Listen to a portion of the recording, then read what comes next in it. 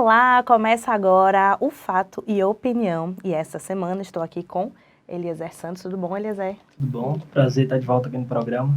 E aqui no nosso estúdio está o ex-ministro do governo Dilma, líder do governo do ex-presidente Lula, Aloysio Mercadante. Tudo bom? Tudo bom, Juliano? Tudo bom, Eliezer? É um prazer estar aqui com vocês. Diante de dessas tantas polêmicas, a sensação que dá é que a esquerda não tem se organizado de uma forma para que vá para cima, realmente tenha um discurso de contraposição a isso. O senhor acredita, como é que a esquerda precisa se movimentar, precisa se juntar para combater essas polêmicas e essa crise mesmo que o senhor está apontando? Não, primeiro é o seguinte, falta debate no país de ideias, de propostas, faltam programas como esse.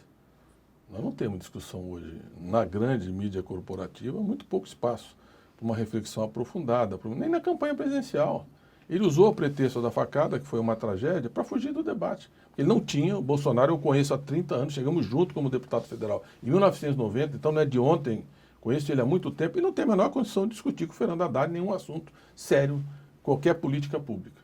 Ele não foi nos debates. A imprensa, em vez de manter a entrevista com a Haddad, simplesmente, então não vai ter nada. E jogaram para eleger um sujeito que ninguém sabia o que ia dar, que deu nisso que está todo mundo. Você vê, o Bolsonaro é uma aliança dos mal intencionados com mal informados. Os mal informados começam a se informar e começam a desembarcar. É o presidente que mais perdeu apoio em 8 meses da história, em primeiro mandato. Então eu vejo que esse desembarque é muito forte, é muito significativo, ele está se isolando e em vez de parar para refletir, mais da metade das pesquisas da opinião pública brasileira, do povo brasileiro, não aceitam a forma de governar. Não pode o presidente atacar com aquela grosseria a esposa do presidente da França. Você pode debater ideias, divergências, mas você não pode fazer esse tipo de coisa. Isso aí é corrosivo para a imagem do Brasil. Aquele pronunciamento na ONU é uma coisa, o sujeito vai lá e defende ditadura. Ataca uma liderança indígena que tem 89 anos, Raoni. Covarde, porque não tem como se defender. De uma minoria que foi devastada na história do Brasil, perseguida, destruída, exterminada. São os últimos índios que defendem sua cultura, sua forma de ser. Você tem que dialogar, você não precisa concordar. Você pode divergir, mas com respeito, com consideração, e não com aquela grosseria tosca de quem não tem o menor respeito para a minoria. O que aconteceu? Eu vi o Ricardo Galvão, que era o presidente do INPE, falar essa semana. Eles fizeram, acho que, 1.500 alertas em julho sobre queimadas. E aumentou 67% das queimadas. Nenhum alerta feito pelo INPE, o IBAMA tomou providência. Reduziu em 34% as multas. E nós vimos uma tragédia na Amazônia. Só que não foi só mais o Brasil que vê. A imprensa pode esconder aqui, mas o mundo está vendo. Porque todos os sistemas de monitoramento territorial veem a mesma coisa. São imagens de satélites. Nós lançamos, eu era ministro de Ciência e Tecnologia, o 4º satélite de monitoramento territorial. Então você fotografa, você junta os dados, você vê os focos de incêndio, você vê o desmatamento. Só que nós desmatávamos em 2002, antes do nosso governo, 26 mil quilômetros por ano, 26 mil quilômetros por ano, e nós reduzimos para 6 mil, que ainda é muito. Mas foi uma redução de 3 bilhões e 500 milhões de toneladas de gás de efeito estufa para 1 bilhão e 400. É o país líder na redução das emissões. Então, o combate ao desmatamento, o mundo inteiro precisa, porque o clima está mudando. Esse ano chegou a 31 graus no Alasca. Tem geleiras que desapareceram. As pessoas estão muito preocupadas, os oceanos estão subindo. Então, você tem que manter os recursos naturais estratégicos. Ele não tem compromisso com isso. Ele vai na ONU e incapaz de dialogar com aquilo que a humanidade se preocupa. O Brasil tem que ser parte das soluções dos problemas do mundo, e não um problema a mais. Então, eu vejo que isso não tem como dar certo. Acho que o isolamento é muito profundo, a perda de credibilidade. Eu acho que é um desastre de grandes proporções diplomáticos. E só vou concluir, as consequências vão vir. Ele foi lá e disse que resolveu o problema, o acordo comercial do Mercosul com a União Europeia. Não é verdade. Exatamente por essa questão ambiental, o parlamento da Áustria votou uma moção recusando o acordo. E para ter acordo, todos os países têm que aprovar. Não vai ter acordo. E depois que ele atacou a França, então, do jeito que atacou, não vai ter acordo em hipótese alguma. Ele não tem noção do que ele fala, e muito menos do que faz. O senhor falou aí que o governo Bolsonaro foi inicialmente formado, ou pelo menos ele conseguiu aglutinar gente entre os mal intencionados e os mal informados. Esse grupo, quer tratar desse grupo de mal informados, que seria uma fatia da população que a esquerda, o PT, já teve uma penetração anos atrás de interlocução, de mediação, de debate, isso era mais frequente. Durante a campanha do próprio Haddad, ali por dentro da composição da esquerda, surgiu muita crítica falando que o PT se distanciou das suas bases. Então, a gente quer saber também em que medida essa fatia de mal informados é também um grupo que foi negligenciado pelo PT. Algumas críticas de pessoas que já fizeram parte do governo dizem que o sentar na cadeira, no escritório com ar-condicionado, perdeu a interlocução com as ruas, e isso gerou prejuízo mesmo. Então, essa fatia também não estaria na conta de uma atividade que o PT deixou de exercer na sua base? Só complementando, porque o seu sítio também, em que o PT fez de errado, né? O que o PT pode melhorar a partir de agora também? Eu até vou falar disso, apesar que a imprensa todo dia diz o que o PT fez de errado. Eu tenho um raro momento de poder falar o que nós fizemos bem, para contrapor um pouco essa questão. Mas falo também sobre isso. Mas eu concordo contigo, eu acho que nós tivemos,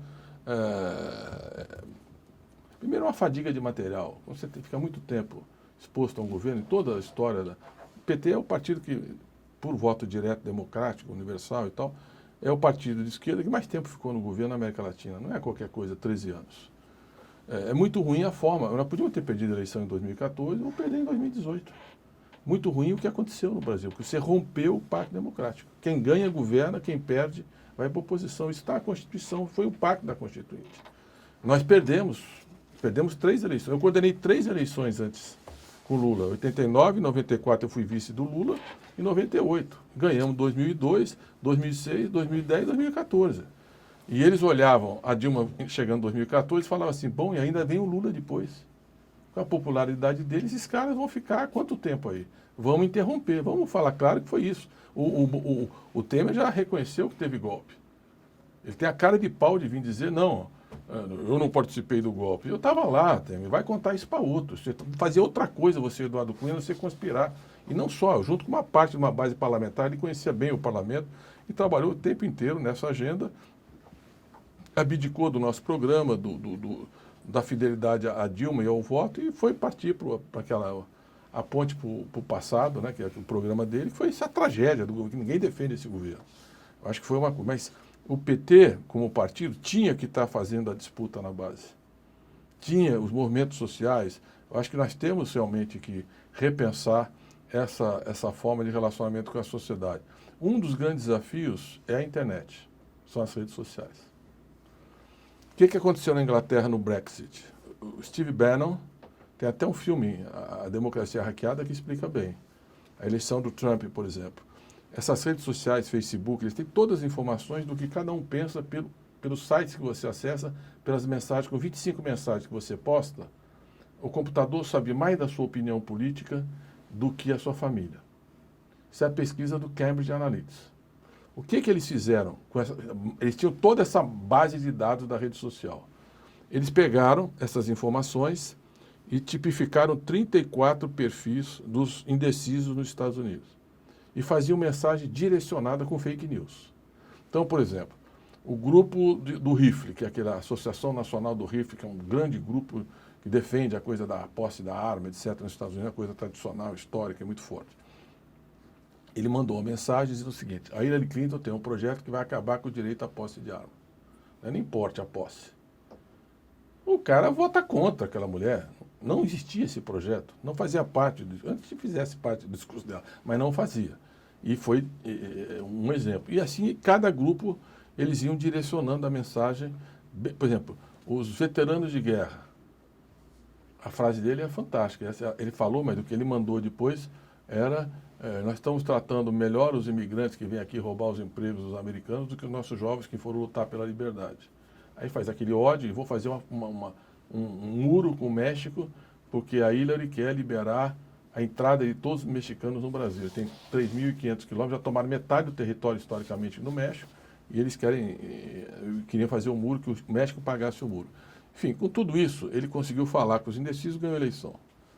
o Brexit foi a mesma coisa, que a tragédia para o Reino Unido, tá uma confusão, não sabe mais o que fazer. Se sair vai ser um desastre econômico, social. Agora o país quer voltar atrás do plebiscito. Mas a população foi manipulada. Agora se deu conta da loucura que ia sair da União Europeia e perdeu o acesso a mercado, todos os acordos, convênios, parcerias, as vendas. É uma loucura para o Reino Unido. E o Trump ainda estimulando, saiam, que eu vou fazer, vou tratar bem vocês, etc. O Brasil foi pior do que a eleição americana. O hackeamento da eleição aqui foi pior. Por quê? Porque o Facebook e as redes sociais, elas têm alguma transparência. Qualquer um pode entrar. Você pode ser excluído, mas tem um monte de gente lá. Então, ele mandava mensagem, todo mundo está vendo o que aconteceu, tanto que foi feita essa pesquisa. O WhatsApp é uma coisa muito íntima, familiar. E agora tem uma CPI, vamos ver até onde vai chegar, mas a nossa informação é que eles disparavam 25 milhões de mensagens por dia de WhatsApp.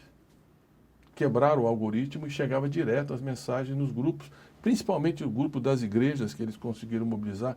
Eu me dei conta, naquela manifestação, ele não, foi muito grande. São Paulo foi uma coisa poderosa. Eu fui na manifestação, falei, faz tempo que eu não vejo um negócio desse tamanho na rua. E a leitura no dia seguinte, no grupo de WhatsApp, é que tinha mulher pelada, tinha relação bissexual, tinha...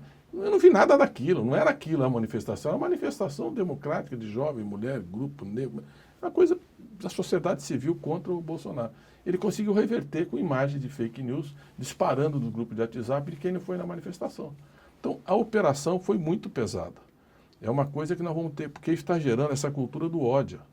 As pessoas falam qualquer coisa na internet, mentem, manipulam, atacam, e dos dois lados, mas deles com muito mais violência. Ele pegou aquela menina jovem, 16 anos, que é uma liderança, onde o filho do presidente posta uma coisa que é os africanos olhando na janela, ela comendo dentro do trem. Aquilo nunca aconteceu. Estou falando do que aconteceu hoje, mas se você pegar o volume de fake news que eles dispararam na campanha e continuam disparando, gerou esse sentimento, e não é uma coisa específica do Brasil. Esse problema da internet, rede social e democracia é um grande tema em imprensa, porque não tem mais a mediação da imprensa. A imprensa mediava a notícia, apurava, tinha um viés conservador, mas tinha uma mediação. Não tinha essa coisa, o sujeito não podia chegar aqui e xingar o outro e falar e mentir descaradamente, tomar um processo. Inclusive isso, aqui a gente está ao vivo no Instagram, tem muitos comentários negativos, inclusive da nossa entrevista, eu não vou falar aqui abertamente, mas esse poder de mobilização que você está falando realmente. E aí que eu volto a te perguntar, o que é esquerda, né? Como é que esse grupo político, que hoje não está no poder, vai conseguir reverter? As pessoas têm todo direito de entrar na rede social, defender, se posicionar. Acho que isso aí é da democracia, criticar quem está falando. Etc. O problema são os robôs, as máquinas operacionais que estão por trás disso e a publicidade oculta. Não é um debate. E a violência com que isso está sendo conduzido. O ódio, a hostilidade.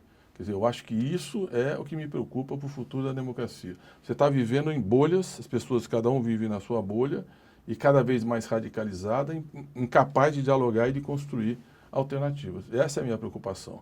Acho que é a preocupação de qualquer pessoa que tem compromisso com a democracia. Eu sei que ele não acredita na democracia.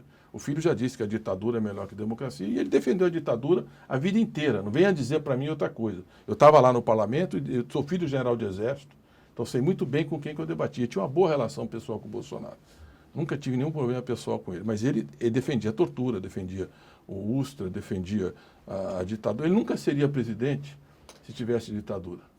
Porque ele saiu do exército como tenente. Ele ia estar carregando a pastinha do general. Ele não ia ser presidente. Nunca um capitão. Capitão não, é tenente, porque ele saiu como tenente, depois foi promovido, que passava para a reserva um posto a mais, poderia ser presidente na ditadura, seria um general de exército. Então é a democracia que permite, é um sistema tão fantástico a democracia, que ela permite até que quem é contra seja eleito e possa defender suas ideias.